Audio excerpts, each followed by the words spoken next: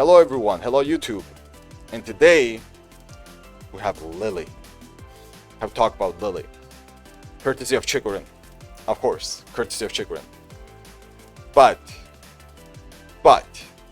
I'm actually very hesitant in a way, because I kind of feel like Lili might get changed as well, but I also feel like Lili might not get changed.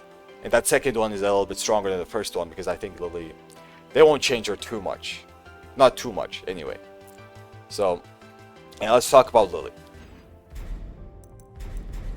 So first in the neutral, right? And let's talk about the matchup. The one thing I have to say about this matchup is, in my opinion, right? People have a lot of opinions about this, matchup opinions. In my opinion, this is the worst matchup Kazuya has. There's a lot of bad matchups, like a lot of them. It's not the only one, obviously. But this is the worst one, if you ask me. The main reason is how easy it is for Lili to sidestep you. That's the main reason for me. We do have something like forward 2 now, which makes it a little bit harder for Lili to sidestep it, right? But even forward 2 can be easily sidestepped with Lili. Not easily, but easier. It's gonna be easier for her to sidestep it. So that sidestep buff that Lili has inherently, right? Just because she can move very easy, and her hitbox being weird, right? When sidestepping, it's just very strong against Kaz, just because, you know, sidestepping is one of the weaknesses, especially sidestep left, right, sidewalk left, that Kazuya has. So you just have to be very careful. You have to be very careful playing against her. Even when you're plus, for example, if you're down back 4, normally you're +4, right? But even in that situation, you have to be careful of what you press, because normally stuff that will track every other character will not track Lili just because it's Lili. So you have to be very careful using your plus frames and how much the Lili player is going to sidestep and many other stuff. Not only that, obviously, Lili also has a lot of stuff to consider, like back one being so strong with pressure and stuff like that, but usually it's the sidestepping, usually. That makes this matchup really bad. Not to mention she also has, you know, female movement in general. Okay. Can even step some homing moves. Don't get me started with the Lili sidesteps, man. It's crazy. But yeah, in the neutral, that's one of the things you have to look out for. You really have to look out for. Also, electrics are not bad to do. So electric keep out, usually for Kaz, obviously, is very strong, no matter the situation. But there are some matchups that when it's not as good. But against Lili, it's actually pretty decent, because Lili doesn't have that many tools to start with low crushing. Not low crushing, high crushing, right? To come in with high crushing, for example. There is one, which is basically this. Not this. This right here, the slide. Right? This can start with low crushing, but this is so risky to do. Lili players don't do it that much. Because the low they usually do is down 3, right? This is their usual low. This. They won't down 4. Obviously, they won't do it. Down 3 is their usual low. And if they want to, like, start with high crushing while also coming in, they might do this, but this is very risky, right? Yeah, forward 4 is also their usual low. When both of them do not high crush. Like down 3 and forward 4, both of them don't high crush. So that's why something like an electric can be pretty damn good. To just stop Lili players from coming close and just, you know, spamming back one on your stuff like that. Yeah, this is also one of the options, but they're slow, right? That's why I said they don't do it that much for high crushing. So you have to be very careful, but electric keep out can be good. But you also have to be careful about something like this. So I'm going to be talking about these moves a little bit later. All of these moves. But as I said, Kaz, electric keep out, not bad, but you can be punished pretty easily, because Lili's Duke punishment isn't that bad if they just use 3-1. But thankfully, people don't use 3-1 for whiff punishment that much. But yeah, 3-1 is amazing. Heat engager mid that you can sometimes confirm, right? On the whiff. Just do 3 sometimes, don't finish it if you see that you're too slow. So it's good. Very good. So you have to be careful about electrics, but it's still good to do. The other thing we have to be very careful of is using hell sweep mix-ups. So in the open, hell sweep mix-ups are usually good, right? They're not that bad. Of course, hell sweep mix-ups are important for Kaz. It's one of his best tools. And mixing up forward 4 too. But against Lili, you have to be very careful. Because as I said, her sidesteps are just bonkers. If she just sidesteps in the neutral and just keeps sidestep blocking a lot, it's gonna be very hard for you to hit her with a hell sweep. Very hard. It will usually whiff. Not to mention all the checks that little players might do just to stop you from doing a hell sweep, right? You can still do it, obviously, especially if you can realign with wave dashes, right? Wave dash realignment is very, very strong against the characters with sidesteps, like good sidesteps. But even in that situation, it can be hard. Makes forward 4-2 way better though, because you can make this track a bit more. So that's important, forward 4-2 and hell sweep, you have to remember that. The other thing you also have to remember is that electrics, usually when you try to use it for tracking, will also work less. It will also work less just because of how good of a sidestep Lili has. Even if Lili sidesteps to the right, this might whip. Even though this should have better tracking to the right. Okay, so that you have to remember 100%. So moves like back 4 and down forward 2 become more important. Especially back 4 in my opinion, because it's way more important. The down forward 2 being punishable, it's not the best. While this is good, don't get me wrong, sometimes you have to use it. It's not the best because, as I said, Lili has amazing punishment. Lili has one of the best punishments in the game, if you ask me, just because 2-4 exists, right? So 2-4 is a 10 frame punisher that wall splats 28 damage into Ogi, right? This is very good. And also has forward 2-3, which is a 12 frame punisher, which also wall splats, does 30 damage, and gives a pretty decent Ogi, right? It's very, very good. Oh, Alex, big thank you for the 15, man. 15 streams. Big thank you. So that's super, super good. Of course, she has the 15 frame hop kick to punish anyone. I don't know what she has for 13, but she has oh, she has this for 13. I thought this was 14. Oh, this is new. I thought this was 14. So yeah, this is 13. Her punishment is great. It's very, very good. The only thing she kind of lacks is not that best of a wall standing punishment, but wall standing 11 is also good, right? Knockdown wall standing 4. That's pretty good. 13 frame wall standing 1-2, decent. And the hop kick for 15. Or wall standing 3 for 15. Like, good punishment, right? So her defensive tools aren't bad if she stops. Wall standing 2 is 60. This is 60. So yeah, and yeah, 3-1 is 15. This 3. Someone wants to ask if this was 14 or not. This is 15. I thought this was 14. But yeah, you have to like keep that in mind when doing down forward 2s, that especially if you're near the wall, you most likely are gonna get wall splatted, or at least you're gonna get knocked down and into mix-ups, into a lot of pressure, right? So be careful, be very, very careful. The one thing that's a little bit of a breath of fresh air for us doing down forward 2s is the little players are so used to doing 1-1s, they might punish down forward 2 with a 1-1.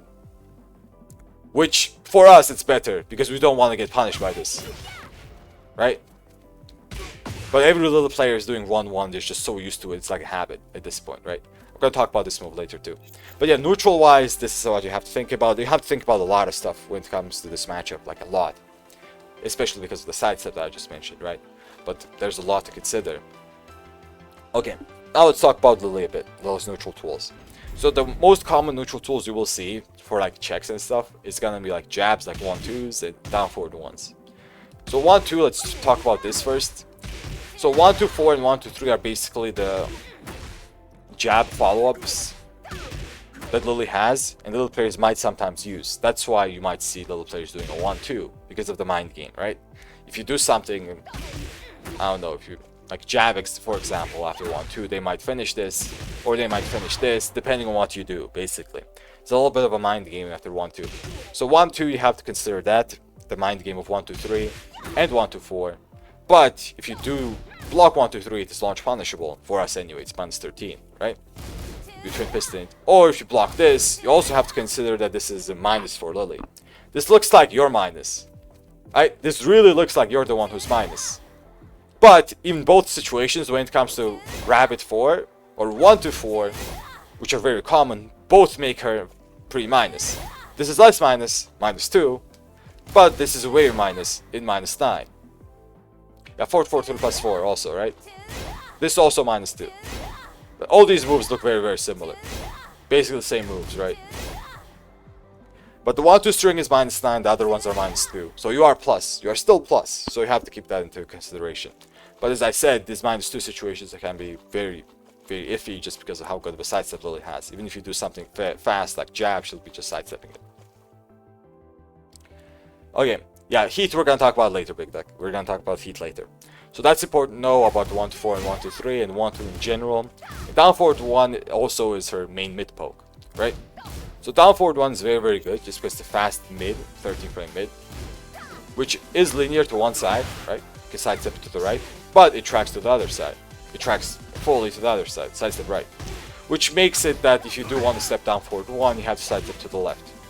But this also tracks really well when it comes to sidestep blocks. Like if I sidestep block this, it will track me, right?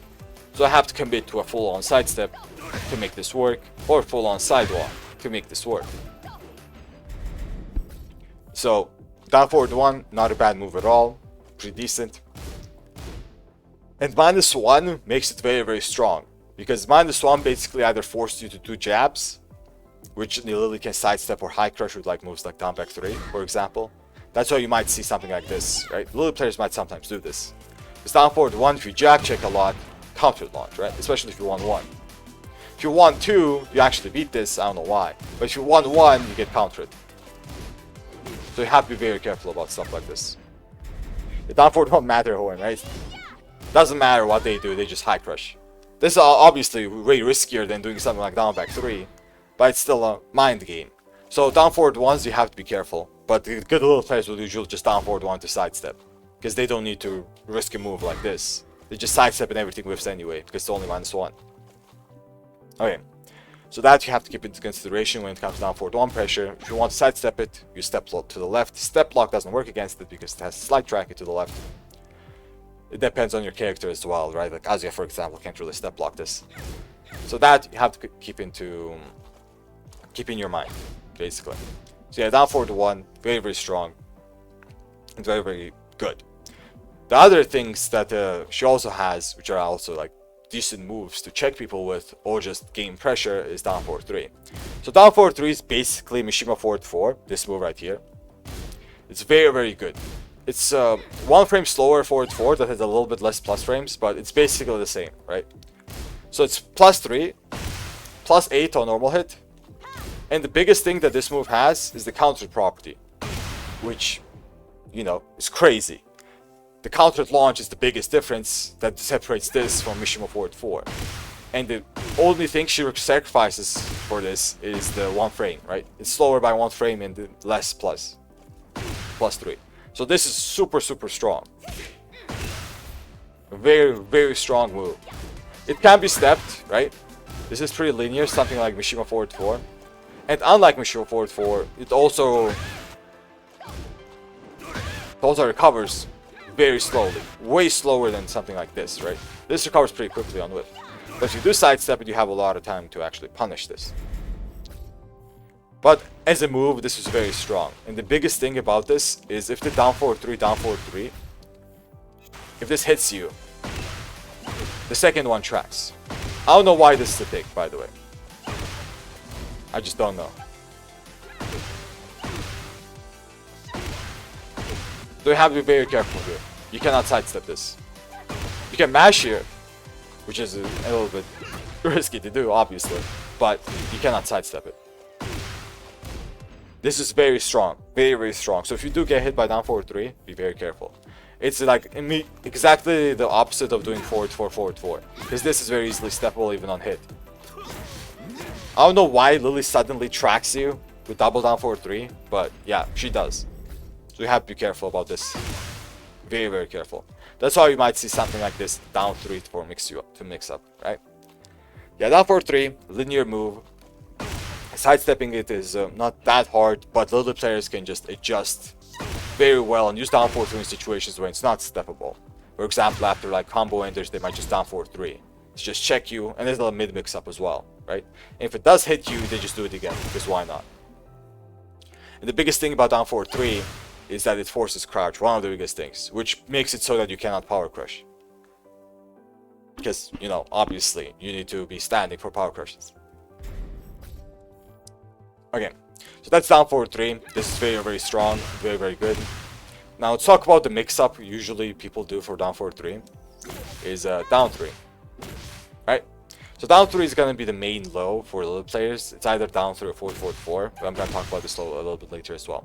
So down 3 is a +1 low, which deals decent damage. Like 17 is pretty decent, right? Like I think it's the same damage as my down back 4. Almost, it says 18. So this is 1 frame faster than my down back 4. Does 17 damage, almost the same damage, but it's less plus, it's only +1, right? But this +1 is pretty damn scary, even though it's only +1. Because, as I said, Lili sidesteps will make everything whiff.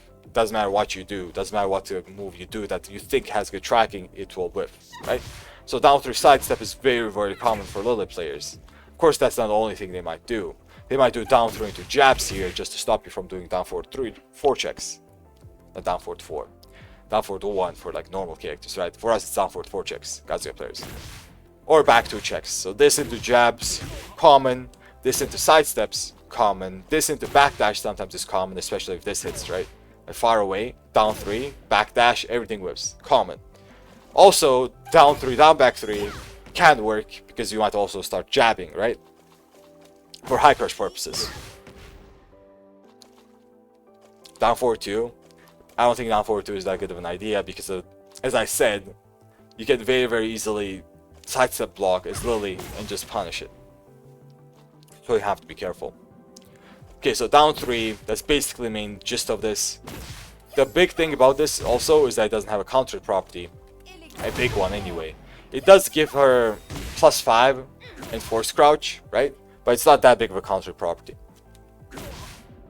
Okay, so down 3 basically the main low mix up to everything else. And based on everything that I told you, something like down 3, down 4-1 can also be good, right? That's why a lot of people do choose to sidestep after moves like this, right? Down 3 block, sidestep, down 4-3 block, sidestep, right? Just sidestep these moves and try to punish her for doing stuff like this. But there comes her tracking moves and tracking options. So 4-3 is basically the main one. Since I talked about sidestepping her so much, let's talk about 4-3. So 4-3 is the tracking mid that comes out in 20 frames, which is quite fast, right? It's the same as my down back 4. It's quite fast. And it's a tracking mid that's I'm blocking. It's -3, right? So this is -3. It's only -3, which is crazy because on hit it does that, right? Knockdown, and on counter hit it guarantees this right here. It used to be stronger in Tekken 7. This used to launch in Tekken 7, right? Which is crazy. This was a busted move. Lili players could never acknowledge that they had a busted 4-3, but yeah, now it just gives a guaranteed CD3, this, which is also very good, very strong damage. But this being -3 is the best property that it has, because what -3 means, it means that Lili can sidestep after it. And if Lili can sidestep after it, that means you are very hesitant to press literally anything. Just don't want to press, right? No matter what you press, she's gonna avoid it. No matter what you press, unless you do a move that tracks really well, like fucking Fang back 4, right? Which basically is a tracking move. Or if you do an actual tracking move. Like Fang back 4 in this example might be very good to do. But we're not playing busted Fang with a busted back 4. We're playing Kaz whose jabs will whiff it even in -5, right? Against Lili. Against when you're +5 is what I mean, right? So you have to be very, very careful about this, especially because this has a decent range. People say 4-3 has the garbage range. How is this garbage range? That's 2.3, 2.4. That was 2.5. This has decent horizontal range and tracks. Who said this has bad range? Bro, look at this. That's crazy for a tracking mid that's -3. It's an almost perfect homing move. It is. It's very, very strong. Very, very strong. Because even on block can't do shit against it. So, yeah, be very careful against this. It's a very, very strong homing move. Very strong. Okay. So this is their main way to deal with sidesteps. Basically, they use 4-3. That's one of the things they do, right? I think they can also do some other stuff, especially with realignment, right? But basically, it's 4-3. The most common one, anyway. Now let's talk about the other low, 4-4-4. So 4-4-4 is a 22 frame low that some people can react to, right? It's somewhat reactable sometimes because it's a 4-4 move. So it comes out that it's fast at 23, but it's a 22 frame moves, right? But this is not easy to react to. It's really not. Especially in this game when you have to look out for so many other stuff. right? You have to look out for back ones, down forward threes. You have to look out for down forward ones. There's a lot of stuff you have to, what's it called? Look out for. A lot more stuff. Anyway, so something at forward forward 4 will be hard to react to. So forward forward 4 is minus 12 normally, right? It is plus 4 also normally, but the unique property that this has is that it's going to go into back turn. And when she goes into back turn, she actually becomes plus 10. Right? So this, something like this, goes plus 10, and if she decides to do something like this, you won't be able to do anything, not even move or anything. It's plus 10, so you can't do anything here. The most common option you'll see is either a 3 or a low, which is, I think it's a 2. Down 1, down 2, down 2. There we go. So this low. So I'm going to talk about the back turn moves a little bit later, but this becomes a lot of plus and back turn. But when she does go back turn, it also becomes more minus when it comes to blocking it. For example, this is normally not a punish, right? But this becomes a punish when she goes back turn. But this is a guess. You can't know. You don't know if she will go back turn or not. So that's why the best thing to do if you want to like always punish this is to Wastang 4-4. But another but is that this plus 10 makes it so you will respect the plus 4 way more than you should sometimes. Like this plus 4, you basically are thinking, okay, I'm a lot of minus just because she can't go back turn, and she will be able to do very slow moves after this just because you respect her so much, right? You can't actually react to her going back turn. You can't react to this. This is very fast. Very, very fast. So you have to be careful. And one of the best things that this move also has is that on counter hit, this is guaranteed. So counter hit actually guarantees some stuff, right? So counter hit 4-4-4, 1-4, guaranteed. And not only is it guaranteed, in heat, that's also a heat engager, right? It doesn't have a combo, but this is all guaranteed. That's 61 damage. So be very, very careful when it comes to this move. It's very, very strong. And one of the most common situations you'll see this move is after a heat engager. Let's say they do something like this. If they want a low, they're a 4-4-4. This is their mix-up, right? And it's very hard to react to this after heat engager because there's so much stuff going on. Fiddle, hello. So you do have to be careful about this. It also deals very good damage. 23 is huge. That's huge damage. Like my down 1 plus 2 does 20. This is 80. And 23 is huge. That's a chunk. That's a chunk, bro. I think this does less. This does the same. 23 damage. On hit. Right? It's crazy damage. Not to mention the counter property, right? With the guaranteed stuff. Okay. But the thing about that is, on 4-4-4 counter normally, she doesn't really get anything guaranteed. Only on back turn. Yeah, I don't know why it's minus 12. But it is indeed minus 12. So it's very, very strong. You can react to it sometimes, but it's hard. It's not easy. Sometimes you'll just duck something like this. You think 4-4-4 is coming, and you might duck this. Right? Get hit. And it's only minus 3 on block. Good luck. So yeah, 4-4-4, very strong move. Okay, now let's talk about some other mids. Outside of this. So there's also 4-4. So this move is basically Jin's 4-4. Basically, or Brian through plus 4. It's very, very similar to this. So it's a plus 7 mid. Big pushback, decent damage, 23 damage on normal hit, right? And minus 9 on block with decent pushback. Unlike Brian's through plus 4, which is minus 13, this is minus 9, right? That's why I compare this to more of Jin's 4-4 than Brian's 3 plus 4. But this has a lot of range, like crazy range. Right? So yeah, minus 9, a lot of range, 17 frames fast. It's basically like Jin 4-4 but 1 frame slower. But the biggest thing about this is that it's a countered launcher, right? Into whatever, just, I don't know, do whatever combo you want. It's countered launch, minus 3. Fucking range 3, right? It's very, very good. And also on hits, plus 19. Yeah, it's a wall crush. Yeah, I was just about to mention that. So if this hits you at the wall, it's plus 19. Crazy, right? Crazy move. This was very crazy in Tengen 7 as well. It's still crazy here. That hurts. Okay, so this is one of the best mids, but also the minus of this that you can sidestep it. But how big of a weakness is that you can sidestep it when you have something like 4-3? Like, everyone will keep telling you, especially Lili players, will say, oh, just sidestep Lili, it's easy. She has this move, bro. She has this. That's a tracking, mid, 20, -3. I already talked about this. She has this move. She also has this move. I'm going to talk about this a little bit later when we talk about do glide, you know, the crouch dash. Okay. So yeah, forward 4. Very strong. Now let's talk about sidestep 4 a bit. Sidestep 4 is also sometimes used. So sidestep 4 is a -2 mid check after sidestep. This is the new move, by the way, sidestep 4, right? Which is very hard to sidestep because it's a sidestep move. You can't step it, but you have to step it to the right usually. Or you have to step it the other way the little player is stepping. But usually it tracks really well, right? So it's only -2. It can be sidewalked, right? You can also punish it if you're fast enough. But it's hard to sidewalk. And it's harder to sidestep. Only -2. But she goes into... It becomes -1 sometimes, just like there. But she goes into back turn stance. So hello.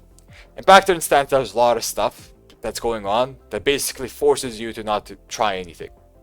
I'm going to talk about this now instead of later on the back turn stance because it's just important.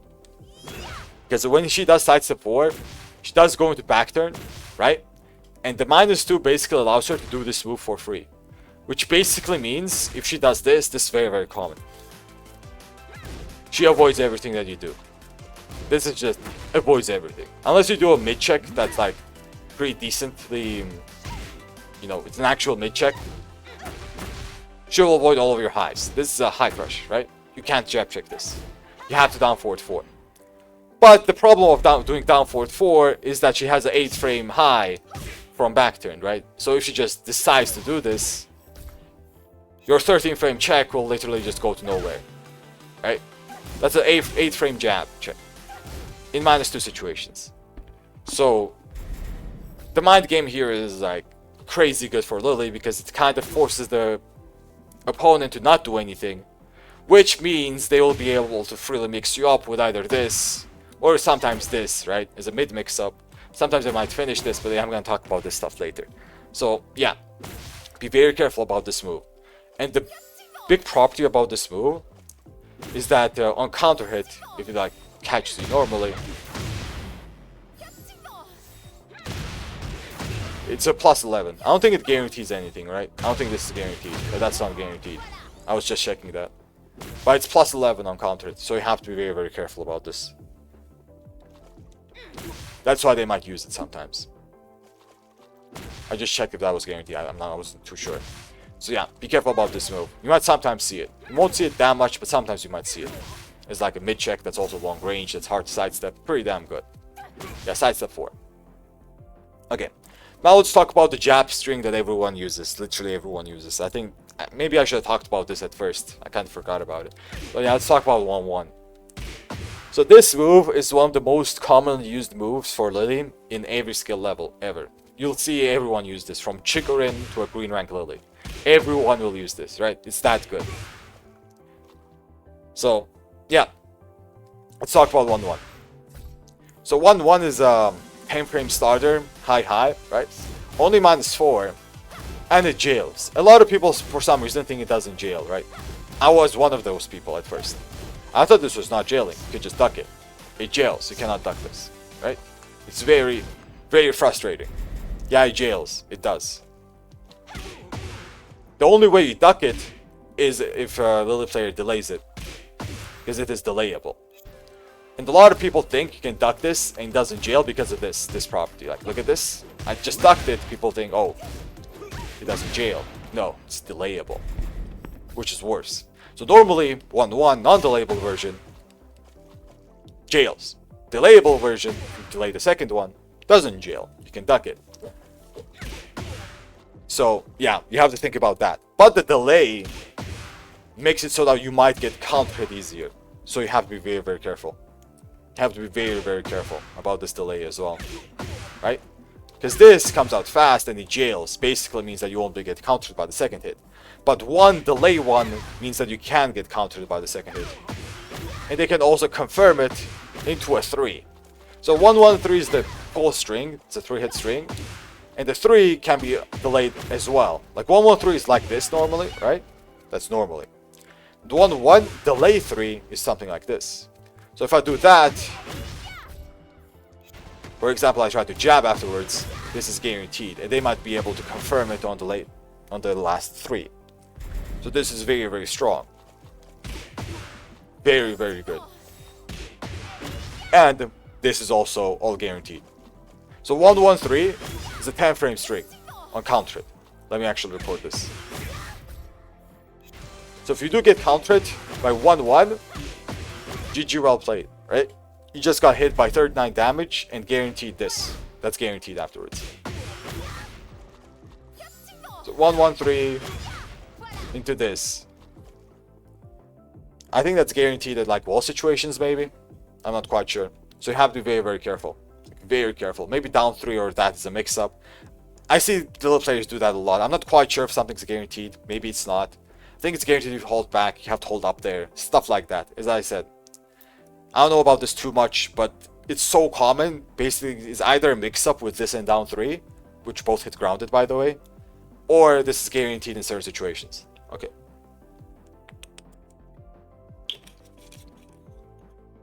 Let me check this, actually. I'm just curious. So 1-1-3 into that. Let me try holding back here. Okay. Because I did it fast, just whiffs. But yeah, 1-1-3 is very strong. This is very, very good. Have to be very careful about this, especially in new wall situations. But the biggest thing about 1-1-3 is that the last hit is a countered launcher. So 1-1-3, that's a launch, right? The way Lili players usually combo after this is they do this. Not that. They do this, and I messed up. Yeah, this string is very strong. That's why everyone uses it. Why am I messing it up? Bruh. It also deals decent damage. That's why I wanted to showcase it. But I'm just messing it up. There we go. Right? Into whatever combo. I don't remember the combo. But yeah, that's what they do, usually. It also makes it like a normal combo instead of a back-turned combo. So it's very strong. So what that means is that 1-1, if you block it, you're afraid to challenge after it, right? You're afraid to actually press after it. Because if you do press, there's a countered launcher waiting for you that deals decent damage, right? Especially if it hits the wall as well. Combo, I mean. So you have to be very careful about this. That makes 1-1 basically a mental frame move that enables a mix-up. So that's why you might see Lili players do 1-1-3 a lot, or 1-1 to down 2. Because they know that you're going to respect it. Right? And they might even do 1-1 into 1 to just check you. Right? Because this also loses to... Not loses, but basically can't down forward 4-check you. If I try to down forward 4-check, you will lose. You cannot check. You can't down forward 2 here either. Right? That's a high check.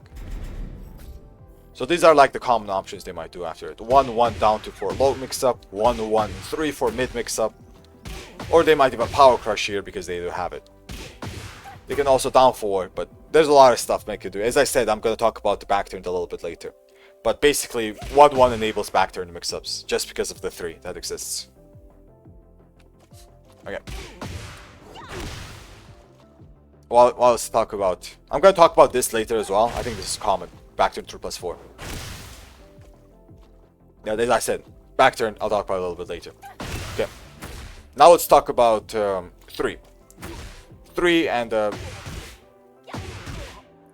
back 2, not back 2-1, back 1, this one. So first, short stream just for speed lab. I have to go a little bit later, that's why. But yeah, so 3, let's talk about this move.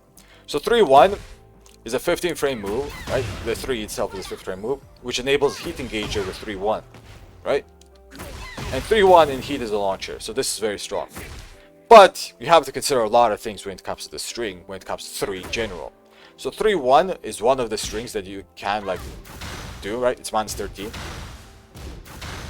Which is pretty damn good for heat engage or beta, right? Pretty damn good. And the other one is 3-2, which is a high.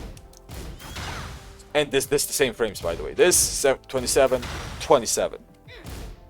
So you can't really fuzzy this. So you have to be very, very careful. So if you do duck 3-2, sometimes you'll get hit by 3-1. So be careful about this. But the best thing about this 3-1 is that in heat, if you do see the 3, usually they'll do the 3-1. If little players, I think little players will adapt very, very quickly. And like smart players will basically start spamming 3-2 a lot when they have heat, because no one will dare to duck, right? Who will duck in heat when they have heat and they do 3-2? Who will duck there? No one, right? And the best thing about 3-1 is that it's -2 into do glide, right? So this goes to crouch dash stance. I'm going to talk about that stance in a little bit as well. So the back turn and crouch dash is the 2 stances I have to talk about. So yeah, this you have to be very, very careful. Berserk thing will follow. Because not only is that a thing, right? This is -5 normally. -2 if it goes to crouch dash, but she also has a high follow-up. Right? It has a high follow-up. So what this means is if you do block this, you either duck for the high follow-up, this high follow-up, because you have to, you know, duck it and launch it, because you don't want to block it. Or you respect it, not respect it. Or you don't duck it and you mash. If you mash, this is going to hit you. Right? Let me just showcase what happens if this hits you. It's not too big, but you don't want to get hit by this anyway, right? It's not too big. It's 26 damage, nothing too particular or scary, but you still don't want to get hit by this. But that's why this mix-up exists. This into do glide, and we'll start mixing you up, right? Maybe cancel it into down 3 because, you know, crouch dash is cancelable very easily, by the way, right? This cancel down 3, very easy to do. Cancel forward, forward 4, forward 4. This is also easy to do, right? All this is doable, or the do glide options like 3+4. I'm going to talk about this later, as I said. So yeah, 3-2, be very, very wary of this. Be very wary of this. And 3-1 usually is a Punisher or a Heat move.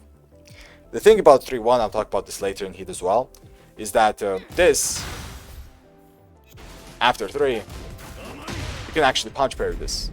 This is punch parryable. Not a lot of people know this. I think people just figured it out because this happened in the combo breaker. The Nina player actually paired Chick with it, which was great. This is the first time I've ever seen that in the tournament. And the good thing about the punch parry is that if you do decide to punch parry, it will parry both the mid and the high. Right? This is very, very good. The problem here is just the 3. So if you start respecting 3-1 and 3-2, basically you're waiting for something. Just the 3 becomes stronger. Just this. And the mind game here is like, it's kind of crazy because 3-1 and 3-2 are already hard to deal with, right? But even 3 by itself is not that bad. Because you're expecting a 3-1, so you're just standing there doing nothing, right? Because you're expecting either a 3-1 or a 3-2. You might even duck sometimes for 3-2, right? Then the little player literally does this. Like, I don't even know what I was talking about there. Just does 3 and down 2 is you. Or 3 into 3-4. Just mixes you up instantly after 3, right? Or even jabs you and continues pressure, right? Or does anything. 3 into whatever the fuck. He might just do 3 into 3+4. Plus frames into whatever, right? So you also have to keep this in mind. There's a lot of stuff to keep in mind when it comes to this string. But you just have to notice what the little players like to do. And the best thing about the little players right now is that they don't utilize the string to its max potential, if you ask me. Because they usually just 3-1. If they have heat, they always do this. They don't even think about it. If they do a 3, they will finish the 1. They will always do it. They don't utilize it the maximum efficiency that I think that you can use this. Because in heat, if you spam 3-2, that's the most annoying you can be. If you spam just 3, what are they going to do? They're just going to stand there like an idiot, right? Because they're expecting the 3-1. Then, you're going to get mixed, which is, you know, harsh. Not to mention you can also do 3 into a low heat smash, which also I'm going to talk about later. Gargantua, hello. Okay. So, that's about the 3 string, which is very strong, and you have to consider a lot of stuff when it comes to this. If the Lili players start utilizing it fully, scary. For now, it's not that scary. Okay. So that's about the 3-string. Now let's talk about back 1, which I think is the most brain-dead mid I've ever seen. One of the most brain-dead mids. This move is very, very strong. And this is one of the most important mids for Lili. Back 1. So back 1 is -6 by itself. Right? It's 70 frame mid. And the thing about this move is that you'll see every little player use it. It's also linear, but it tracks to the right side. So it has full tracking to the right side. It has the little tracking to the left side. As you saw, I just got hit a little bit, right? But you can step it to the left. But the biggest thing about this move is that back 1, while -6 normally, can transition into the crouch dash, which is the do glide, right? It becomes 0. So back 1 is a 0 frame mid that can be cancelable and spammed like this, right? I can just cancel into back 1 all I want, right? All I want, I can just do this. And now what makes this move so good? So back 1 is a +2 on normal hit, right? Becomes +8 with do glide, becomes more plus. Basically, you can get schmixed after back 1 crouch cancel, not crouch cancel, CD cancel, right? Very, very easy, you can get schmixed after it. But I think the strongest thing that this move has, which is a new property of this move, is the counter hit property. So on counter hit, it's +8, right? Normally. I don't want to talk about that move yet. And it's +14 with do glide. And that +14, what it means is that she has guaranteed stuff. So for example, something like this, if you get counter hit, that's guaranteed, right? And this isn't even the biggest issue. This will wall splat you, right? Which is pretty damn strong. That's a wall splat on counter hit back 1. Pretty damn strong. But the biggest issue here is this being guaranteed. So this is guaranteed. Back 1, counter 2-1, guaranteed, and it's easy to check with, you know? You can very, very easily do back 1 to 2 and see if the counter is actually connected or not, and just confirm the 1. It's very, very easy to do, and it's very, very strong, because in heat, I'm gonna just mention this, just so I don't forget. Because in heat, when this happens, that's a combo, right? This combos. Back 1 counter is a combo starter. That's how strong it is, especially in heat, right? It's very, very strong. That's why you will see every little player in existence spam back 1s and 1-1s. These two are very, very strong moves. Like, very strong moves. Especially back 1, in my opinion, right? It's very good. So back 1, as I said, is also 0. So you have to be careful about your options. You really have to be careful about your options. Because, for whatever reason, Lili also has a power crush here. I think this power crush is new. I don't think this used to be a thing in Tekken 7. So if you do try to challenge her, let's say you want to, power crush, back 2, power crush, down forward check, power crush, right? And it's fast as well. It's 16. You can't even do a low to check this. I can't do any kind of low, like down back 3 or down back 4. It's fast. You cannot check this with lows. The best way you deal with this is maybe you throw her, or do something fast enough, like maybe just a 1 jab, right, to block this as well. Or do something like down forward, which kinda sucks. So you have to be very careful.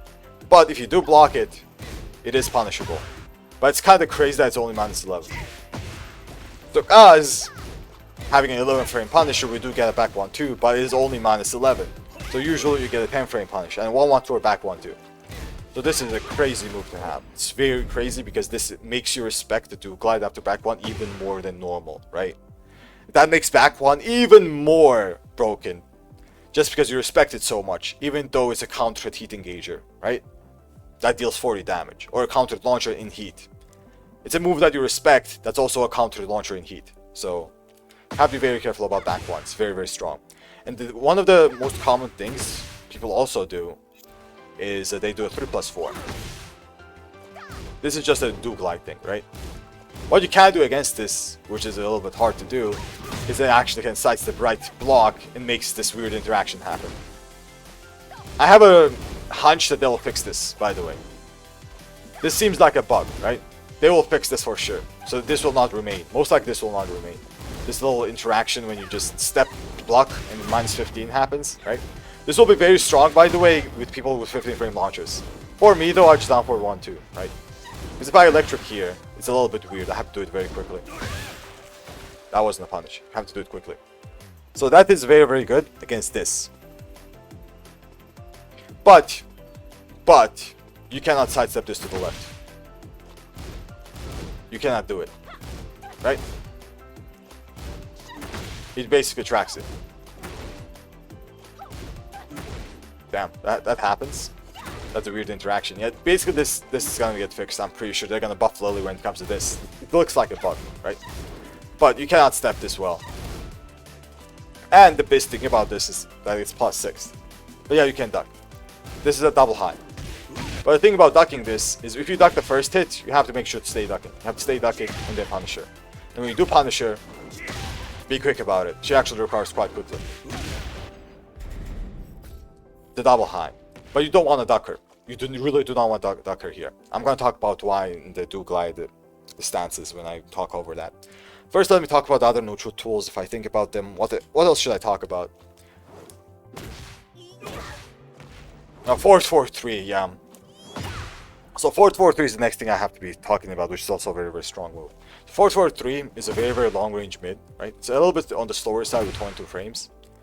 But 4-4-3 is +5, right? -12 normally, so it's punishable. But the best thing about 4-4-3, which almost all little players will do, is that you can actually crouch dash cancel after it. Which basically happens all the time to make this safe with the -3. 4-4-4, yeah, I talked about 4-4-4 already. So yeah, 4-4-3, dual glide is very, very common. But basically, if you see a 4-4-3, most likely they're going to do a dual glide after, which is the, crouch cancel. This becomes -3, which means you can't punish it anymore. And there's something like 4-4-3 into cancel block, something like this. It's blockable, right? There's no punishing this. Just can't punish this. But what happens if they do this, if they do 4-4-3 and block, is that you get a free mix-up on them, basically. As like us, this actually means a lot. You can hell sweep for 4-4-2, right? Sometimes 4-4-3. Because they won't sidestep. What this means is that they're not sidestepping. They can't do this, cancel into sidestep, right? In the P2 situation, right? They can also do this.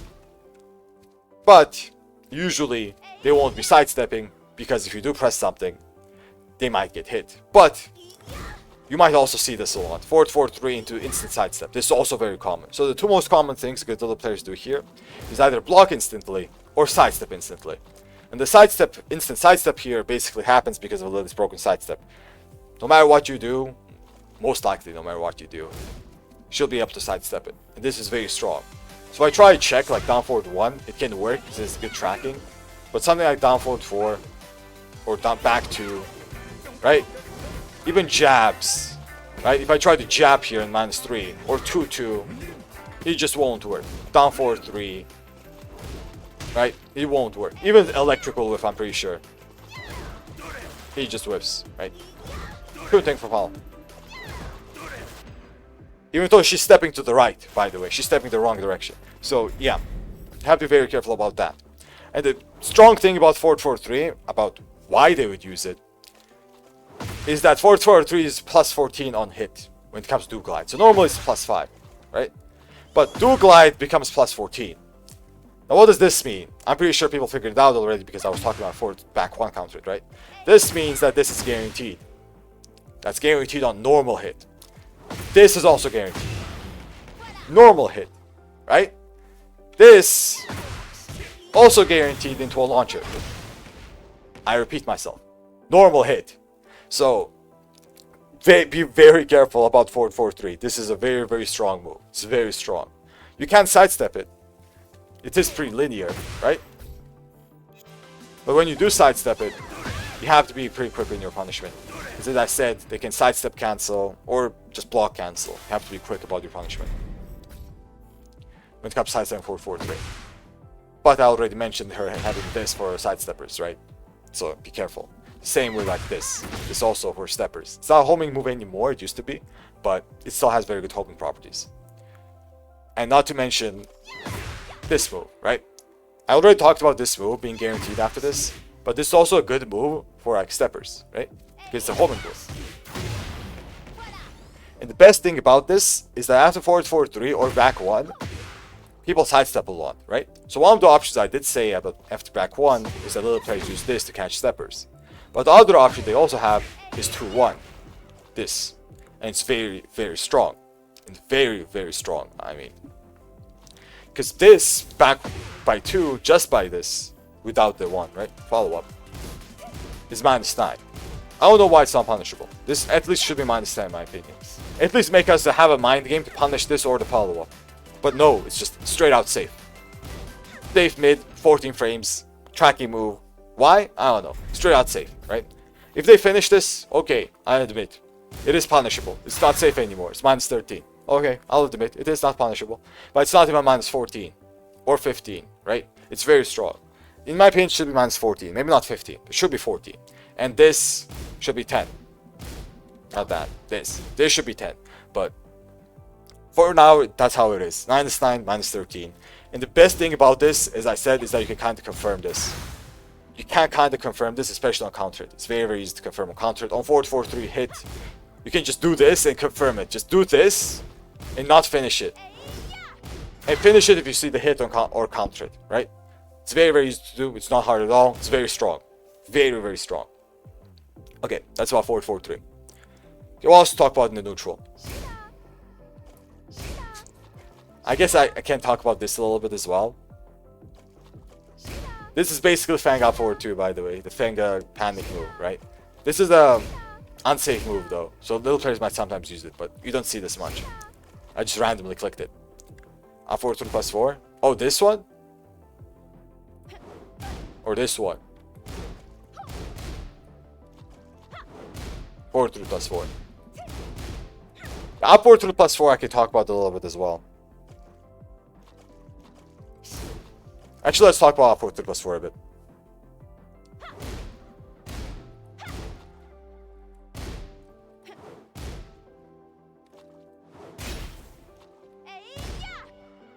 Down back 3 +4, jumping mid. Oh, this one, down forward 3 +4. This, I have to talk about this as well. So let's talk about these two moves. These two moves. I actually have to talk about this one as well. Forward 3 +4. Yikes. Okay, I have to talk about these 3 moves. I just remembered the 3 +4 inputs. Let me check. Oh yeah, I forgot. I forgot something. She also has a... What's the move? Is it down 2? Back 2? Something that forces crouch. I don't remember. Down 1. This. Down 1. Yeah, this. So these 3 moves. Okay, good thing I remember these. These are important moves. All of them are very important moves. I just noted. I just mentioned. So first, let's talk about down 1. This one. Then we'll talk about the mids.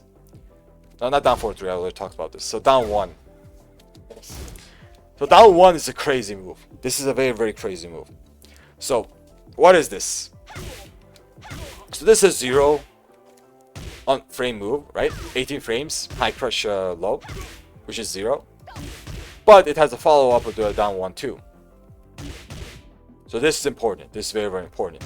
Because this is +3 and also transitions into back turn stance, which is also +3. This is one of the few exceptions that Lili doesn't gain plus frames for transition into a stance, right? Or back turn. So +3, back turned, you get mixed, basically. So down 1, 2, you have to be very, very careful of. But the good thing about this is that if you do block it, it's launch punishable, right? You just instantly launch it, and the high doesn't do anything, right? It's launch punishable. But down 1 by itself is -11. And down 1 by itself is the problem here. Like, down 1, 2 obviously is very strong, right? Obviously it's good. But down 1 by itself is very, very good too. So it's -11, which means you have to while staying 4 here, while staying 4-4. You don't even get a 12 frame punish like something like Dragnov while staying 1, right?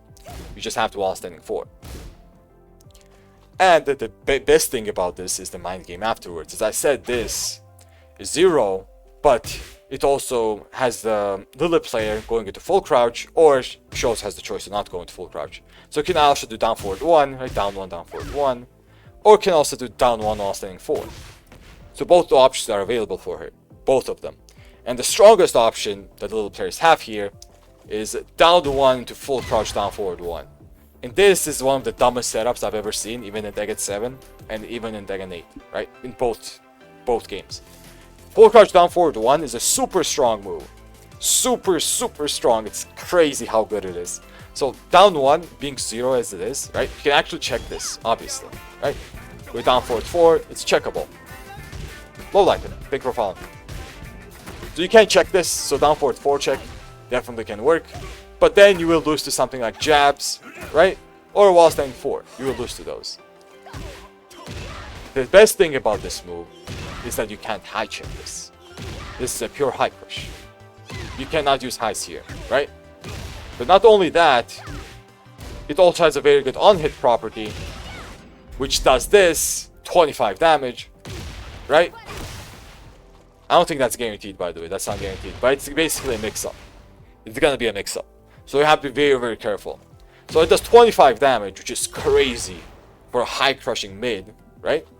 And -6 on block. -6 is nothing.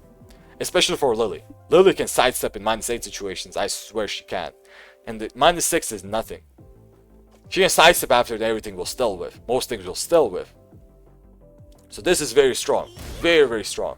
And the biggest thing, which is the problem about this move, in my opinion, is that it also has very good tracking. Whose idea was to give this tracking, right? You cannot sidestep this.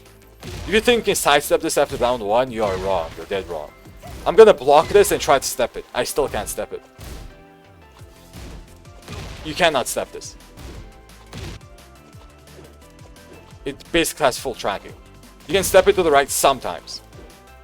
But it basically has full tracking. Especially after down 1. Right? It's a tracking mid that's -6. And I almost forgot to mention that gives a guaranteed this. That's guaranteed on counter it. Holy shit, man. Holy shit. Actually crazy. Actually crazy how good this move is. I think this move used to be a countered launcher as well in Tekken 7. And people were downplaying this character. My god. Okay. So, yeah. As you guys might notice, as I said, Lili is a very bad matchup for me. So I don't have the most positive experiences against Lili. So, yeah. This move, very strong. Very good. You basically can't do anything about this. You can't even counter launch this. You just can't do it. So it's very risk-free move that tracks both sides. It's -6 and it's very good on hit and on counter hit. Basically no risk. Just has no risk. So it's very strong. Okay. So that's about the full crouch move in down 1. You can't cancel it anyway if you get hit by down 1. Cancel what? Like do something against this? You can check it with a 13 frame mid or 12 frame mid. But that's about it. It will trade with a 14 frame mid because it's 14 frame fast, if that's what you mean. Okay, now let's talk about the 3+4 moves I just mentioned a little bit ago. So first is just 3+4. I actually want to mention this as well. So this is another tracking move that Lili has, right? It's a new tracking move.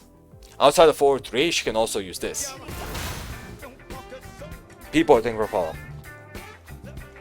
So this is one of the tracking options that Lili has. But this won't be used in close range. Like if Lili is here, you shouldn't expect this much. They might use it, but they most likely won't. The most common situation Lili players use this is in longer ranges because of how much range this has. Like look at this, right? That's like 3.5. Okay, it's not 3.5, it's 3 point something basically. It's very good range. So long range Lili, you have to expect something like 3+4. And that's why she basically forces you to stop moving while you are in long range. Not only she stops you from moving while close range with forward 3, right? This stops you from moving with close range because, you know, pretty damn good, strong ass move. But this also stops you from moving for long range. So you have to be very careful. But the thing about this move, the way you deal with it anyway, is that it is 1, 0, not 0, -2. Right? This is -2 on block. And it also jails. This is a jailing high. Also it's a heat engager. So it's pretty damn good. It's a very good move. The best way you deal with this is you make the first hit whiff. So you have to make the first hit whiff and then duck the second hit. This is like very optimal way to deal with this, but it's very hard to make the first hit whiff. Because while you can also just, you know, duck it, both of them are highs, you don't want to be randomly ducking. No one wants to just, you know, duck Just like this, I'm just ducking.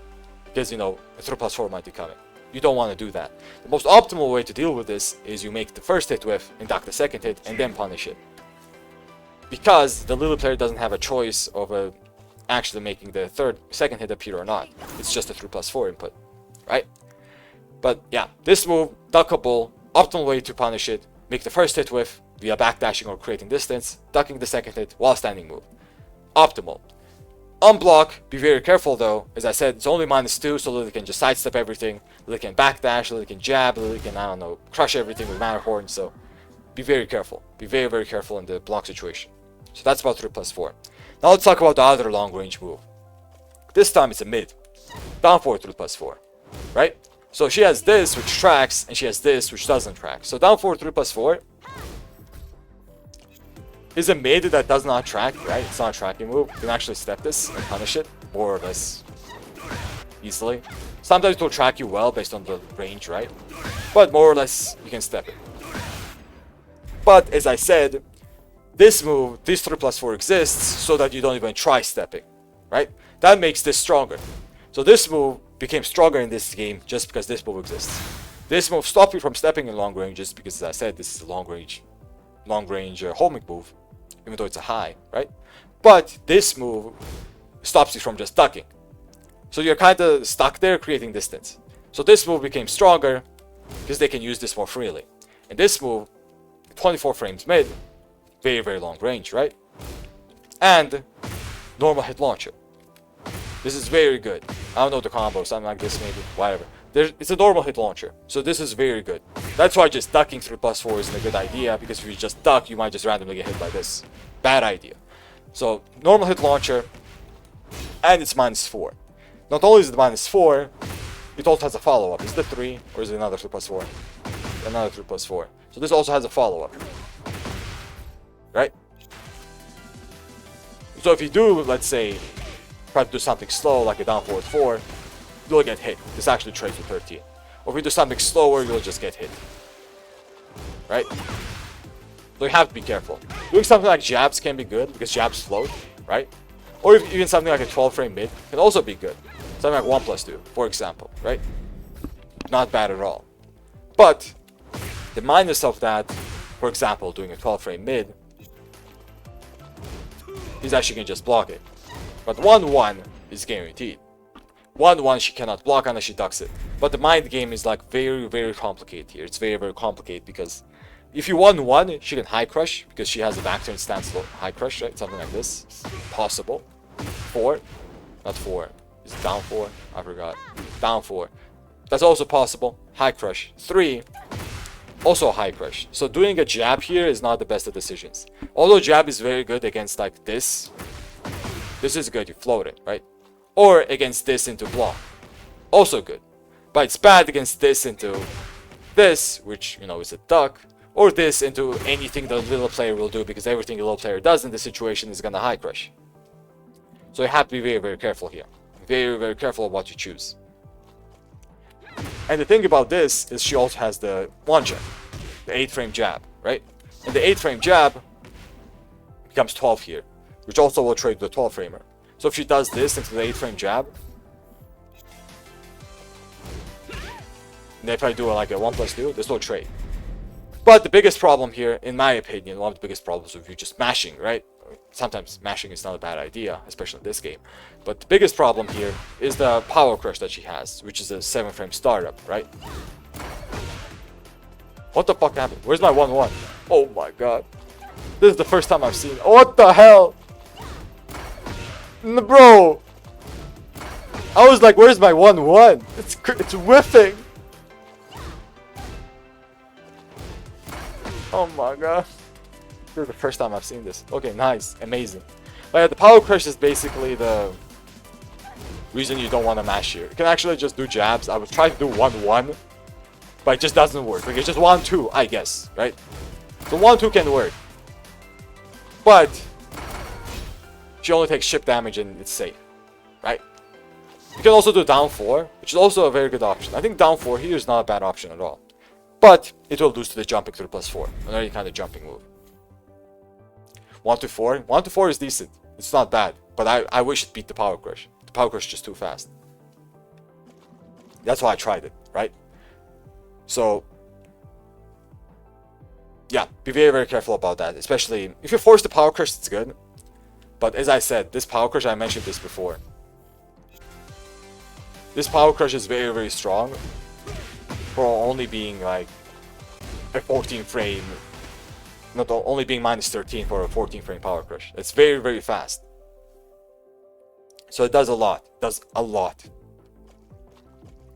So this basically enables a back turn mix up if you respect it, but if you don't respect it, she can power crush. Or she can do just jab, or do other stuff. One of the best ways to stop her from like doing anything is to do a down 4. I don't know about down jab, but down 4 can be good. But down 4 in general is not good in this game. And if you do down 4, she will also... This will also beat the down 4. And I think this will also beat it, which is also a common option. So this is the 3+4.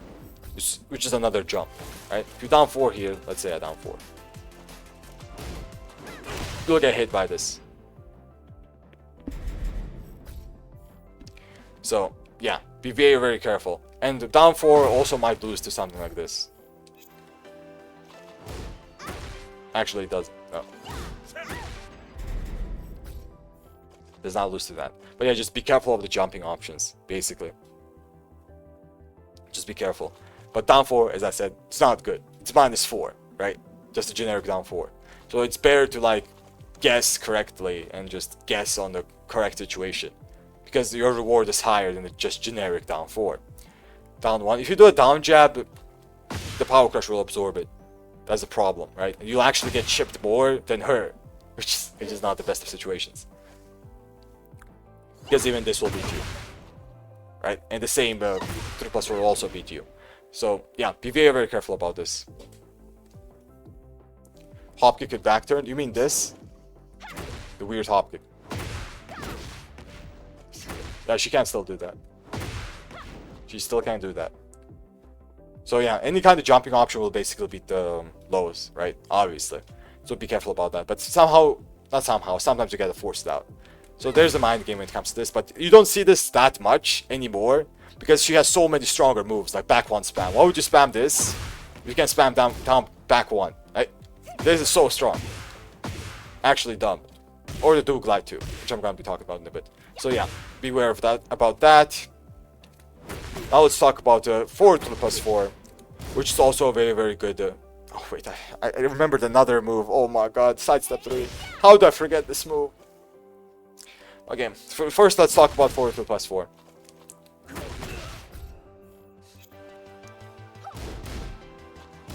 So, forward to the +4 is a mid-mid that's -4, right? It does immediate knockdown with 20 damage as well. But it's very, very linear. So some Lili players do use this in neutral, but it is risky to use, so you won't see it that much. I just want to briefly mention it, just because it's -4. And a lot of Lili players, especially people who floor chart a lot, do this into crushing moves like Matterhorn. This is very common to see sometimes, right? So the -4 is something you have to, what's it called? Have to keep in mind. Just have to keep it in mind when it comes to this move. Best way to deal with this is sidestep it. And the thing about this is that it also has a delay. The forward 3+4 by itself is that, but forward 3+4 3 is a delayed one, right? So now let's talk about the delay. The delayed version is -8, right? But it's a combo on hit. I'm pretty sure that combos. It does lose to sidestep right, but it tracks sidestep left. I don't know why. It tracks it. Fully. I can't even sidewalk it. Damn. That even tracked my sidestep right block. So you have to be very, very careful of that. The thing about that move is that it also has a follow-up with the 4, right? That's a follow-up. Did I just track me? So even if you sidestep it, punishing this is very hard.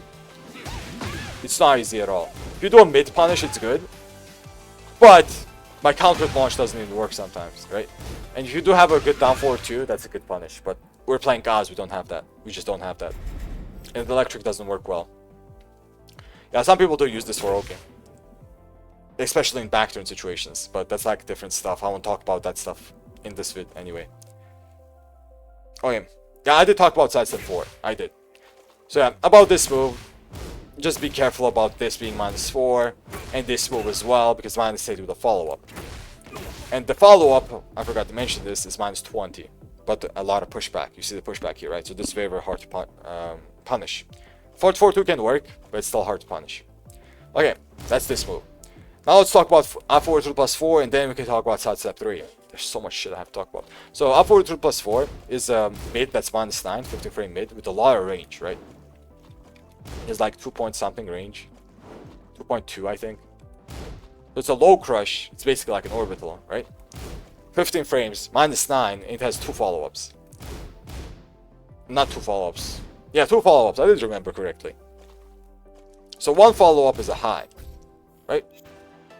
Which stays into high, stuckable, can punish it, right?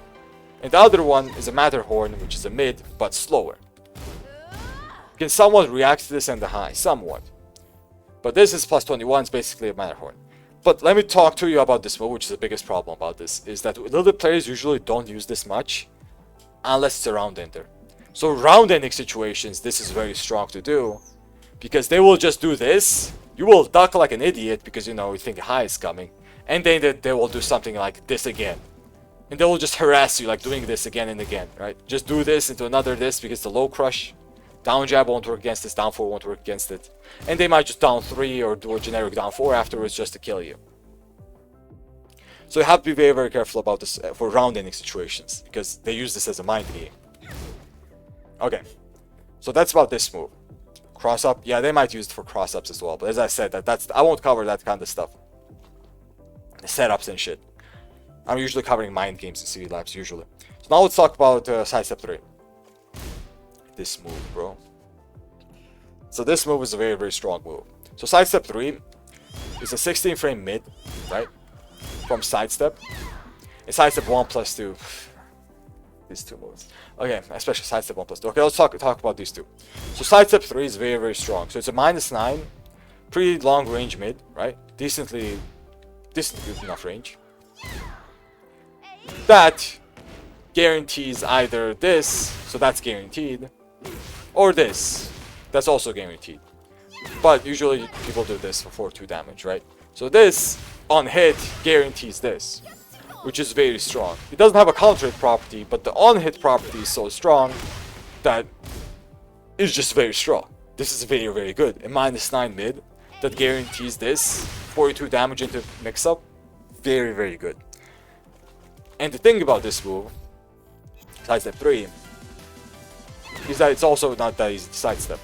Because it's a sidestep move, right?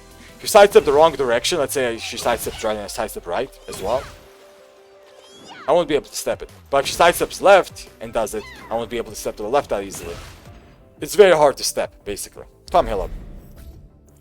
So based on the sidestep direction that she does, it will make it harder to step one direction. Right? Like, I can't step this to the left anymore. Now I have to step to the right, which is even harder, because it has track to the right.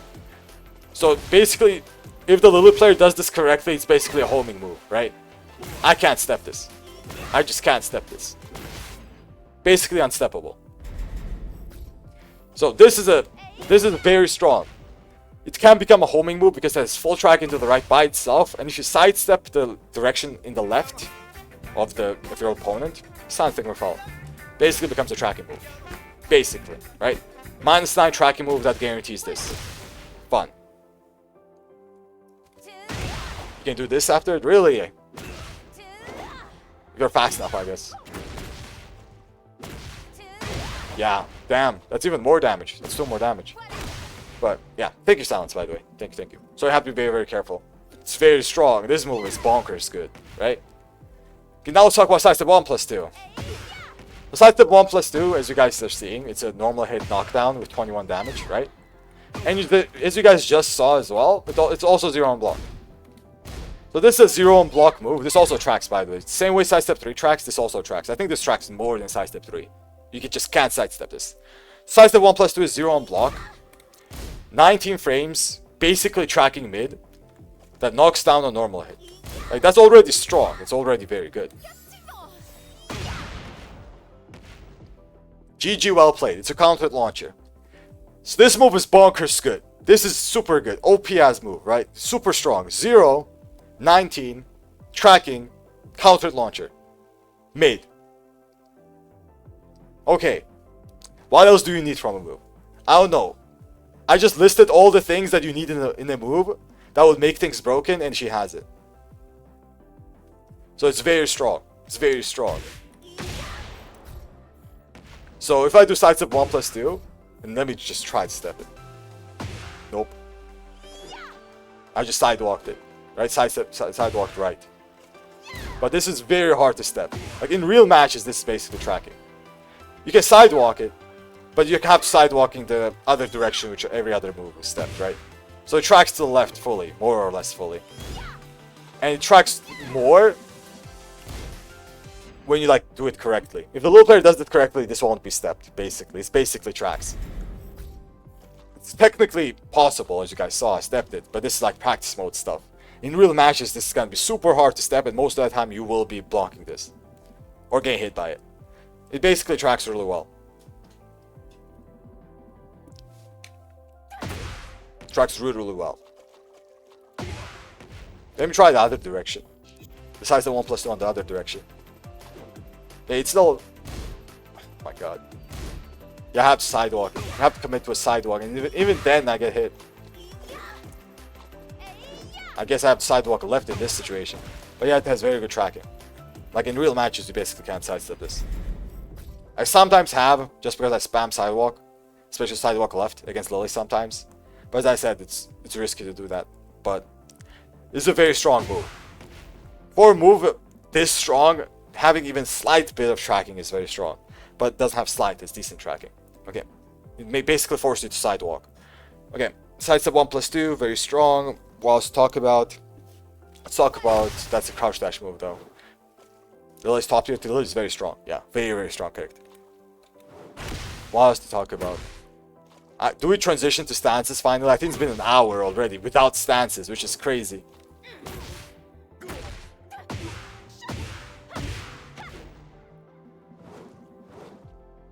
Yeah, okay, so we have stances to cover, so let's just cover them. There's actually 3 stuff we have to cover. 2 hours? There was too much stuff I had to cover. Okay, so first let's talk about the crouch dash, the do glide, right? So this do glide is basically like a wave dash, like many other like crouch dash cancels, right? You can just sidestep into it. Basically, it's a wave dash motion, right? So with the up button like this. Well, wave dash doesn't need an up button. This needs an up button, right? Like a little wave dash. So the best things about this is this move, which I already covered, right? So I won't go too in detail about this. So it's a -13 mid. Crouch dash to 1, which is a tracking mid, right? And as I said, Lili players can sometimes confirm this. Not on hit, but they can confirm this on back 1 counter rate or forward 3 counter rate, just like I already mentioned. So this is very strong, you have to keep in mind. Yeah, Lili speed labs. The other thing is CD1. I think this is one of the most common ones you have to look out for, same with 3+4. So 3+4 I already mentioned. Already mentioned this, right? So I won't talk about this much. Let's talk about this.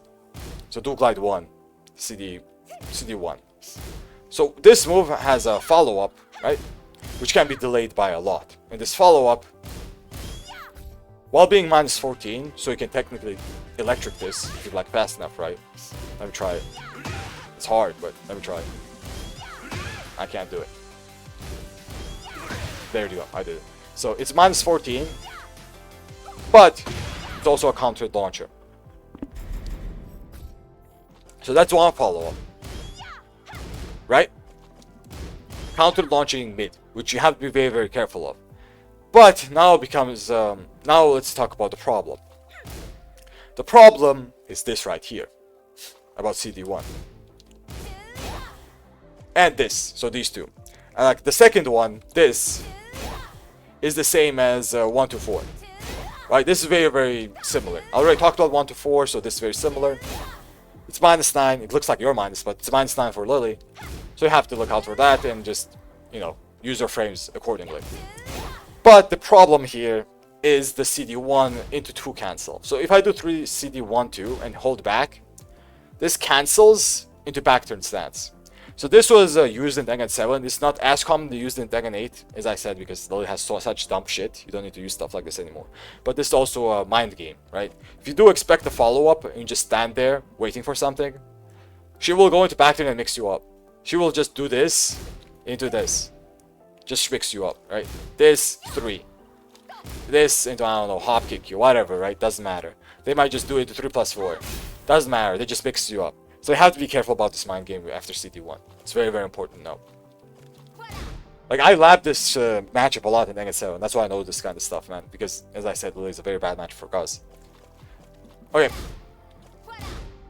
Back to the 1+2. Yeah, back to the 1+2, right? For a mid mix-up. I'm gonna talk about back to in a bit. So the next thing let's talk about CD is CD3. So CD3 is a mid, 17 frame mid, that hits grounded, right? And it's safe. Wall splat, knockdown, 28 damage. So it does a lot of damage. 28 is crazy. 28 is crazy damage, right? And it's basically like a steel pedal. Yeah, like Kazuya 4-4-4. But it's a normal hit knockdown. Ours is just +5, right? And wall splats. So it's very strong because of how fast it can come out as well. It can come out like 19 frames at fastest, I think, because it's a CD move. But at 17, it's pretty damn strong. This move is very, very good. So you have to look out for this. The other things you have to look out for, crouch dash. Also, this is, you can step this. It is steppable. But they can also make this track a little bit if they just delay the crouch dash. Be careful about that. The other thing you also have to mention is something like this, right? This is full crouch down forward 3, I think. Full crouch down forward 3. Yeah. So in crouch dash you can also do this. And this move is usually used in longer ranges if they think you're gonna throw out a high for high crush purposes, right? Or for counter hit properties. It's a counter launcher. But usually this is minus on hit, like -2, unless you're very far away. For far away, this actually becomes pluser. Pluser, I don't know if that's a word. Pluser, bro. So that's -1 now. And if I'm very far away, it becomes more and more plus. So I have to be careful about that. But usually, it is minus with -18. So it's very risky for the little player to throw this out. But you might sometimes see this as well. So this is good to keep in mind. There's also the 1+2, I already talked about this. Crouch dash has a power crush, which is pretty damn fast. And it's +17 on hit, right? So something like this can be pretty damn strong. And the biggest thing about this, I just want to mention this for like a brief second, is that if you do get hit by the power crush, which can happen, right? And just get up, they do a 4-3, and we just get hit by this. This move becomes -1. So in this particular situation, a lot of Lili players might try to do 4-3 here. And the main reason is because it's a homing mid with counter launch properties that's -1 in this situation, right? Usually it's -3, which is also bonkers, but it's -1 here. Which is even crazier, and I'm like... It's 4-3, bro. Holy shit, what a move. Or they might down 4-3 here, which is also a mid mix-up, right? Which is a plus for this crouch, or down 3, or 4-4-4. So yeah, it's a very, very good situation for Lili. Because, you know, it's -17. Like, you're -17 here. It's very strong. How fast is that homing? This? 20. This 20 frames fast. It's very good. Okay. I think that's it for crouch dashes, right? I already talked about 3+4, 4, 3, 2, and 1. And even... yeah, I talked about the stuff that's important anyway. Okay, now let's talk about backturned. So backturned stuff. So backturned Lili is very, very scary. That's why usually Lili players will do something like 3 into, you know, backturned. Or crouch dash 1-2 backturned to mix you up. Or 1-1 backturned, which is the most common one. So, this stats, not stats, but backturn. What does it have? So 1, it has a mid mix-up, which is pretty fast. 1+2, right? This is a launcher. I think you do down jab here, or something like that to launch with this. Something like that, whatever, right? This is a launcher. Decent enough damage, not bad at all. I just did a shitty combo for 51. So not bad at all. I think you all might also down 4. Down jab works, not down 4. So yeah, and the thing is about this move, that in this game it actually got nerfed. So this is -11, now we can actually punish this while staying 4-4, but in the previous game this used to be -10. So yeah, imagine if this move was -10. Wouldn't you think it was broken? I think you would. Most of you would think it was broken. But in Tekken 7, everyone said Lili was dog shit. I don't know why, but yeah, let's stop talking about Tekken 7 for now. So yeah, -11, now we can punish it. So yeah, always punish this when you block this. You can sidestep it as well, but in some situations it's hard to sidestep, it might track you. Depends on the situation, right? Be careful about this. So that's the mid mix-up, which is punishable. You can also power crush in back turn, as I already mentioned in some other back turn setups, right? Which basically forces you to not press in this situation. I already talked about this, so I won't go over this too much. You have to respect the back turn because of the power crush. She also has the 8-frame jab, as I already talked about, with a follow-up 4, which you might see after this on counter being guaranteed, right? They might just do it for checks as well after this. So you have to be careful about this. And the thing about this is that back turn 1-4 doesn't jail, right? It's actually duckable. So if you do react to it, which is hard because it's an 8-frame jab, it's hard to react to it, but you can do it. It's possible. You can react to it and duck the second hit because it's usually -5, which is strong, very strong. Good frames. Now let's talk about back turn 3. So this move is one of the more commonly used mids as a mix-up.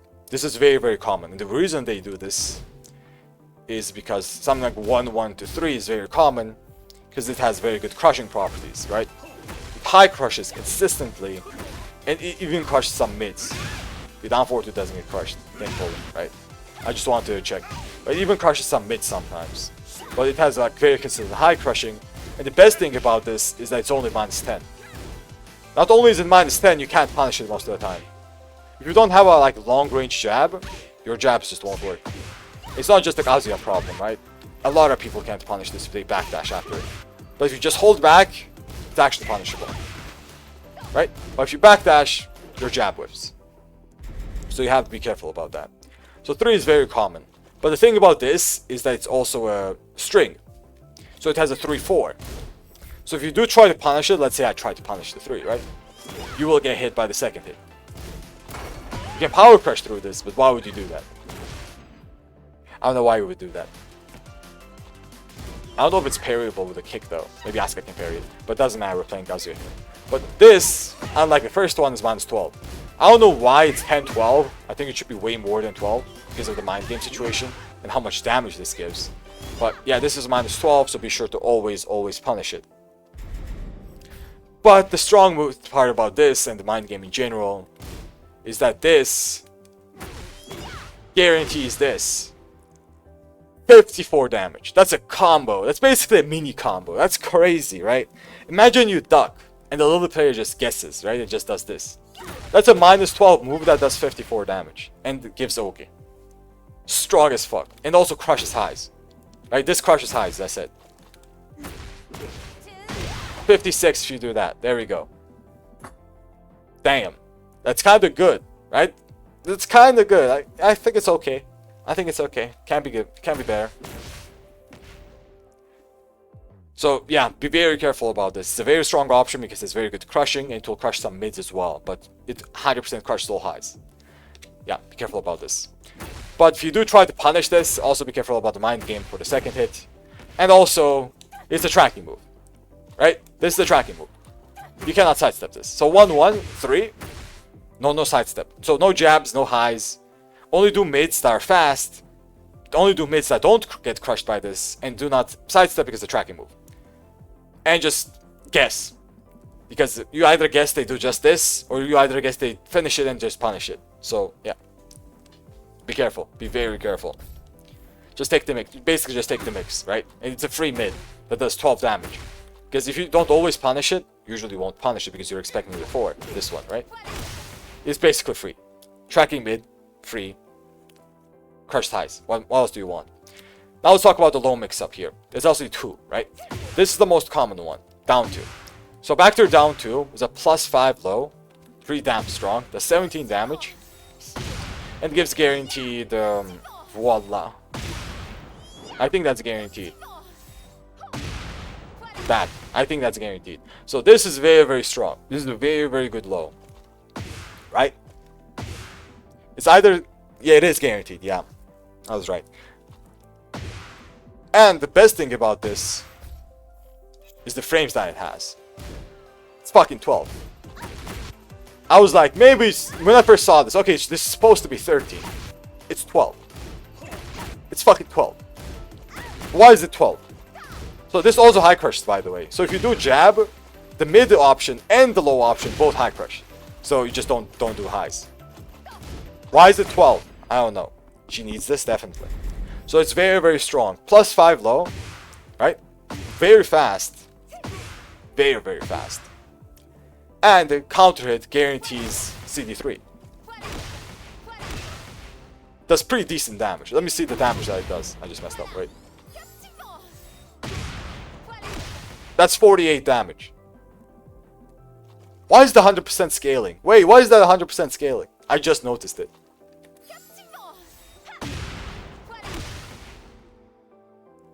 Holy shit, that's 48 damage.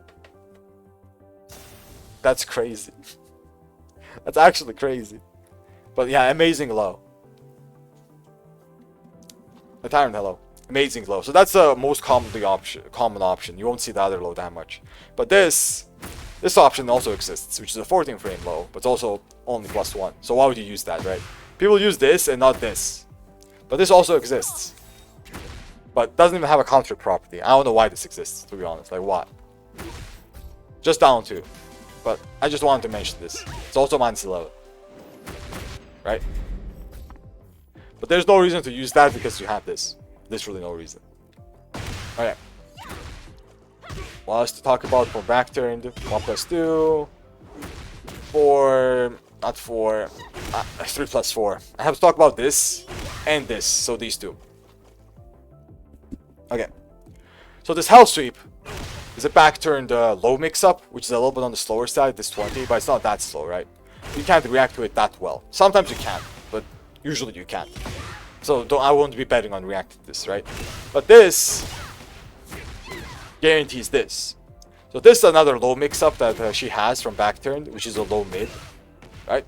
So if she wants to kill you, usually they'll do that. So this is a third low mix-up I just mentioned. So let's just talk about this a little bit before I mention the Hell Sweep.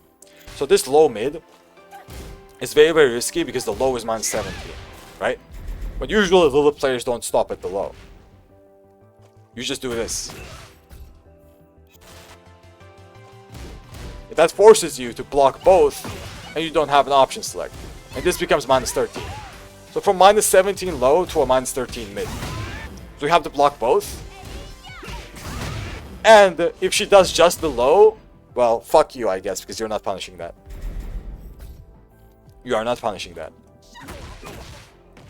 But it's also very, very important to realize that this does not, it's not natural. It's not a Hell Sweep, it's not natural. So you have to be aware of this, because sometimes they'll do just the low. As I said, the mid is not natural.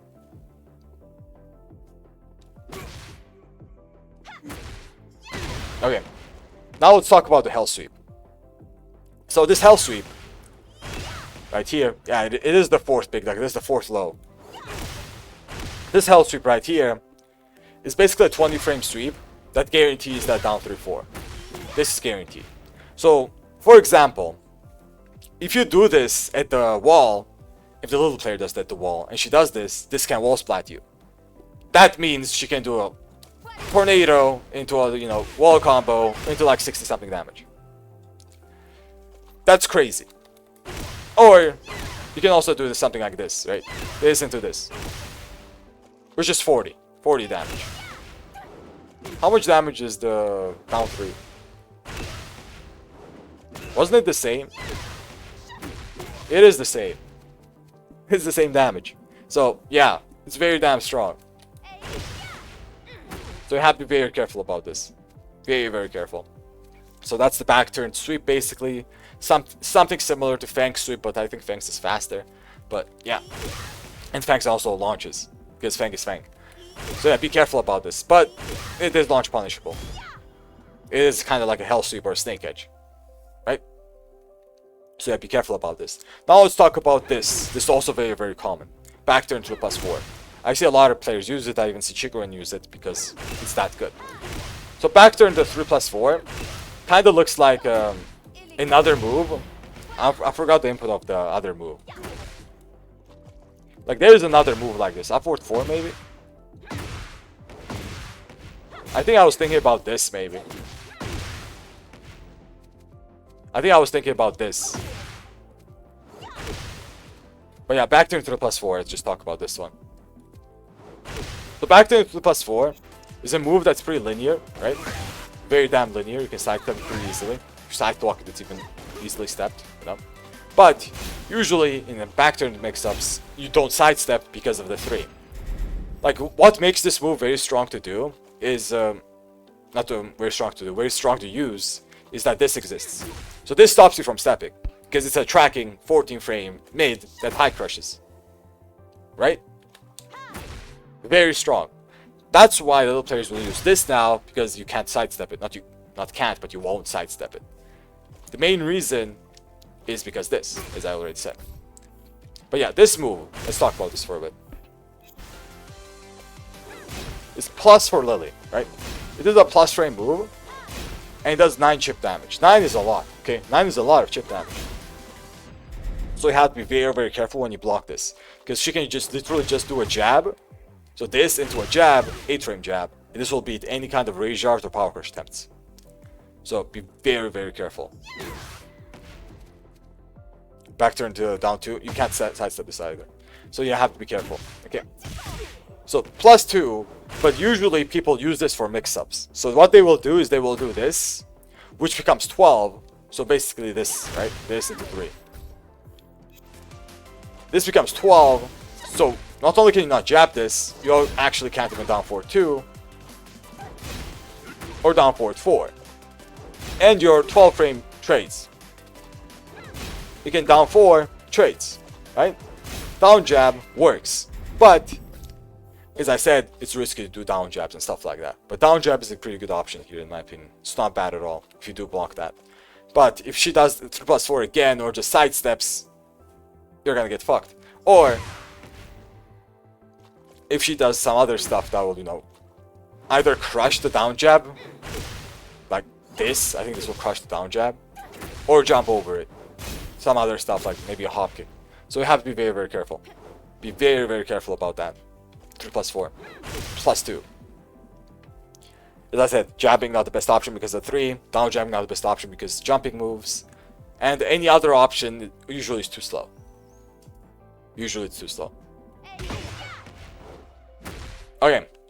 Did I miss anything from back turn stance? If I didn't, okay, let me think about this for a second. Back turn stance, right? I think I mentioned almost everything that's important anyway. I didn't mention this, but who the hell cares? Right? Who cares? Fuck this move.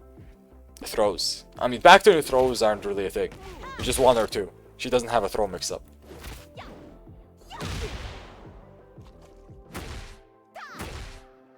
Okay, I think that's it more or less. If I did forget, it's fine. It is fine. Now let's talk about this stance. I think this is the last stance I have to talk about. Back 3 and back 4. The jumping stance. So this is one of the most commonly used mix-ups that little players do. And the most common way they utilize it, from what I understand, is either at the wall or after combos. So if they do a combo, doesn't matter what combo, they might do this into, for example, let me just do a combo, right? Like this, or 4-3, 3. They might do this into cancel mix-up. So this is one example. This Chikurin did this. That's how I know this, right? This is one example of how they might utilize this mix-up in combo enders, right? For okay situations. If you get up, you're gonna get mixed. If you stay down, the mid won't hit you, but the low will hit you. Low hits grounded. So let me just talk about this. So the mix-ups that you'll usually see here is the 2, right? Which is the mid mix-up, 20 frame mid mix-up. Or the low, which is the 20 frame low mix-up. Right? which tracks, by the way. This is tracking, so you can't even step it. So the thing about this is that this is +3, right? It doesn't knock down or anything, so it's not that scary. But I'll cover the heat option a little bit later. For now, it's not normal option. In the 2, which is the mid, is a heat engager, right? Which means it's a launcher. It can launch in heat, so you have to be very careful. And the other option she also has is the 4, right? And the 4, I already mentioned this, is -2. It's how -9 after like 1 to 4. But it's still minus, so you have to utilize the minus frames sometimes. You have to respect it still because it's Lili. She can just sidestep everything you do. But yeah, -2. Gotta remember that. So these are the 3 options. And the thing to remember also is that this is -13. So for us, this is very, very important because it is -13. You can launch to a twin pistons. Very, very important to know. Because as I said, this matchup is already not that good. So this kind of stuff you have to know. Now let's talk about the heat stuff, right? Let's talk about heat. Okay, Lili in heat. So Lili in heat, I'm just going heat, gets this mix-up updated, not updated, upgraded. So this low is still -13, but as you can see from the heat consumption, it becomes upgraded. And what happens here is that she gets a knockdown into guaranteed stuff. That's guaranteed, and the wall sanctuary was also guaranteed. So that's a lot of damage, right? For a low that tracks, and it's only -13, it's a lot of damage. We're lucky that we can launch this. But that's a lot of damage. Okay, so that's what the low does, right? Now let's talk about the mid. So the mid I already showcased that it's a heat engager. So that means this will launch. Let me just showcase the launch. I'm just messing up. Let me just do something like easy, right? Something like that. That's a launch. So, yeah. So you have to guess either a low that does like 42 damage or 40 something damage, or a bait that straight out launches you if she just heat dashes, right? Or it's +5, you just block it. So that's also very strong. I mean, at the wall, because like +18, but yeah, you get what I mean. It's a heat engager, heat dash. And the other thing is the 4. So this move, well, -2 normally, becomes +4 with a lot of pushback, right? But let's talk about the situation at the wall. Let me actually go to the wall. What happens when you're at the wall? When she does something like that. Let's say she does this. +9 now. Now you're -9. So usually, it's a lot of pushback, but now it's -9, you're -9. At the wall, and Lili is just mixing you up. Like, bro, what do you do, right? And this is the same for forward 4 to the +4. Just like Big Duck just did, right? It's exactly the same. Also becomes +9. +1 to 4. Exactly the same. But this becomes +7. A little bit less plus. But basically she's a lot of plus here. Have to be very careful about this. Very careful. It's a mid mix-up that's +9. Retains heat. And mixes you up with a low that basically will kill you. So, you have to be very careful about this. Very, very careful. You can't sidestep that, but it's very hard to sidestep if the little player does it correctly in like actual situations. Like wake-up situations. So, yeah, be very, very careful about this. It's very, very strong. Now let's talk about the heat smashes of Lili, right? So Lili has 2 heat smashes. So one heat smash is this one, which is a high, which leaves her back turned, +9, right? So if you block this, it's chip damage, she's back turned, and it's gonna mix you up. Basically, the mix up is either gonna be something like 3, 1 + 2, down 3, down 4, down 2, all the back turn stuff that I mentioned, right? Maybe a hell suit. So you have to remember this. It's very, very important. You're -9, and she's back turned. Basically, a back turn mix up. Never down 3 or down 4. I mean, yeah. But, yeah. Back turned options, basically. Mix up. So that's one heat smash. And the thing about this is that it's a homing heat smash, right? As you guys saw if you paid attention, this move starts up with this. This is the first move that Lili does in her heat smash. This is the tracking move. But, unlike other heat smashes, this is a high heat smash. So this means you deal with this the same way you deal with 3 + 4. You create enough space, Make the first one whiff, duck the second one and launch it. That's the way you actually deal with it, right? That's a very, very good way to deal with it. Or you just hard read it and just duck it, which, as I said, I wouldn't recommend it. But the best way to deal with it is backdash, duck. Make the first one whiff, duck the second hit, punish it. Okay, so that's the first heat smash, right? But the fun part about Lili is that she has another heat smash. And the other heat smash is a low. Very fun, right? And this low starts up with down 2, which is 16 frame heat smash, right? And it's -8, but she's back turned. You might think it is safe, but it is not safe. You can actually punish this. But you have to be careful about what you punish it with, because she has a back turn power crush. I already mentioned this. So power crush start at 7 frames, -8, 15 frames will not work. Do not do a 15 frame move. The best move you can do here is a 14 frame punish. This is basically -14 low. Like normally most lows, low heat smashes are like -14, right? This is similar, very, very similar. So do a -14 move, not -14, 14 frame move. So if Kazuya does a down 4-2 here and she power crushes, let me just do that, right? Let me just go into heat, do this, spam the power crush. Yeah, Paul is -12. Oh my, I didn't block it, I'm an idiot. Down 4-2. What the? Wait. No way, wait. I did not know this. Does her power crush start at 6? There's no way her power crush starts at 6. I did not know this. Her power crush starts at 6. Okay, guys, we just discovered something. Oh my god. Okay, let me check. Isn't that broken? Usually it's 7. That's why I assumed that, right? It's 13. Oh my. You have to do a 13 frame move. Her power crush starts at 6 frames. So you have to do down back 1-2. Basically, you have to do a 13 frame move here. Yeah, down back 1-2. I thought 14 would work.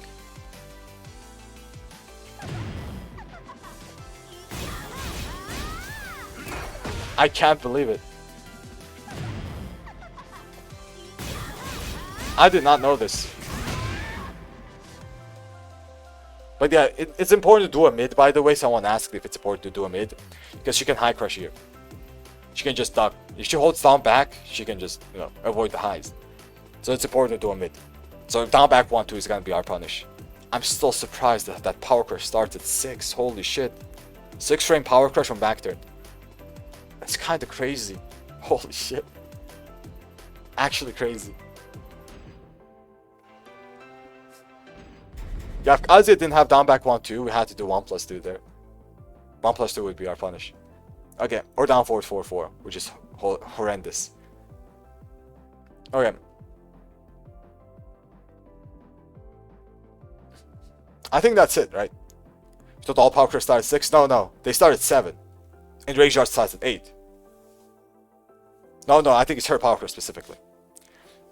Okay, did I miss something? I think I more or less covered the most stuff, right? I think. I didn't cover everything, I didn't mention this, but you just duck it, and it's a mind game, right? And stuff like 2 3s or 2 4s, like stuff like this I didn't mention. Yeah, I think that's more or less it, dude. I talked about Lili so much. This was one of my longer speed lives, like very long, almost 2 hours. Holy hell. Yeah, I did talk about down 1-2, yeah, and down 1 in general. But yeah, YouTube, big thank you for watching, guys. I might have missed some stuff out, like some setups. There's a lot of stuff about this character, but I think most important stuff I didn't mention. But yeah, hopefully it's helpful. Hopefully. So yeah, big thank you for watching, YouTube. Big thank you, and I'll see you guys later.